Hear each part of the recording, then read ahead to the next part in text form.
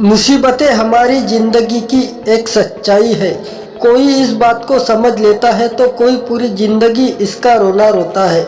ज़िंदगी के हर मोड़ पर हमारा सामना मुसीबतों से होता है। इसके बिना ज़िंदगी की कल्पना ही नहीं की जा सकती। अक्सर हमारे सामने मुसीबतें आती हैं तो हम उनके सामने फंस हो जाते हैं। उस समय हमें कुछ नहीं समझ आता है कि क्या सही है और क्या गलत। हर व्यक्ति का परिस्थितियों को देखने का नज़रिया अलग अलग होता है। कई बार हमारी ज़िंदगी में मुसीबतों का पहाड़ टूट पड़ता है। उस कठिन समय में कुछ लोग टूट जाते हैं तो कुछ संभल जाते हैं। मनोविज्ञान के अनुसार इंसान किसी भी प्रॉब्लम को दो तरीकों से देखता है। पहला तो प्रॉब्लम पर फोकस करके और दूसरा सॉल्यूशन पर फोकस करके। इन पर फोकस करके अक्सर मुसीबतों में ढेर हो जाते हैं। इस तरीके से इंसान किसी भी मुसीबत में उसके हल के बजाय उस मुसीबत के बारे में ज़्यादा सोचते हैं। वहीं दूसरी ओर सॉल्यूशन पर फोकस करके मुसीबतों में उसके हल के बारे में ज़्यादा सोचते हैं।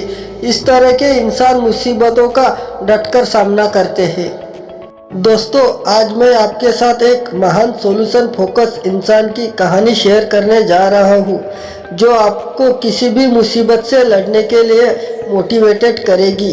दोस्तों, आपने नेपोलियन बोनापार्ट का नाम तो सुना ही होगा। जी हाँ, वही नेपोलियन बोनापार्ट जो फ्रांस के एक निडर और साहसी शासक थे, जिसके जीवन में असंभव नाम का कोई शब्द नहीं था।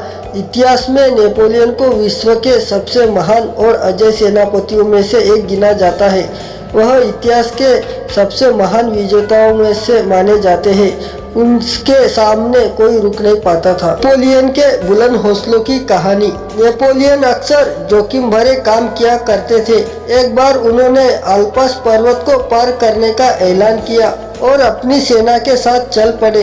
सामने एक विशाल और गगनचुंबी पहाड़ खड़ा था, जिस पर चढ़ाई करना असंभव था। उसकी सेना में अचानक हलचल की स्थिति पैदा हो गई। फिर भी उसने अपने सेना को चढ़ाई का आदेश दिया। पास में ही एक बुजुर्ग औरत खड़ी थी।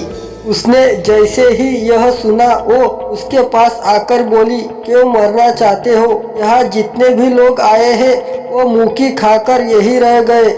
अगर अपनी जिंदगी से प्यार है तो वापस चले जाओ। उस औरत की यह बात सुनकर नेपोलियन नाराज होने की बजाय प्रेरित हो गया और झट से हीरो का हार उतारकर उस महिला को दिया। आपने मेरा उत्साह दोगुना कर दिया और मुझे प्रेरित किया है, लेकिन अगर मैं जिंदा बचा तो आप मेरी जय जयकार करना।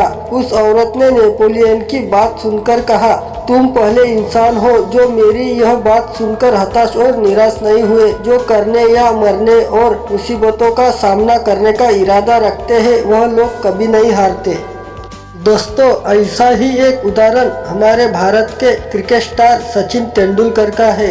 आज सचिन तेंदुलकर को इसलिए क्रिकेट का भगवान कहा जाता है क्योंकि उन्होंने जरूरत के समय ही अपना शानदार खेल दिखाया और भारतीय टीम को मुसीबतों से उबारा। ऐसा नहीं है कि यह मुसीबतें हम जैसे लोगों के सामने ही आती है। भगवान राम के सामने भी मुसीबतें आई है। विवाह के बाद वनवास की मुसीबत, उन्होंने सभी मुसीबतों का सामना आदर्श तरीके से किया, तभी वो मर्यादा पुरुषोत्तम कहलाए जाते हैं। मुसीबतें ही हमें आदर्श बनाती है। अंत में एक बात हमेशा याद रखिए, जिंदगी में मुसीबतें चाय के कप में जमी मलाई की तरह है और कामयाब लोग वो हैं जिन्हें फूंक मार के मलाई को साइड करके चाय पी जाते हैं।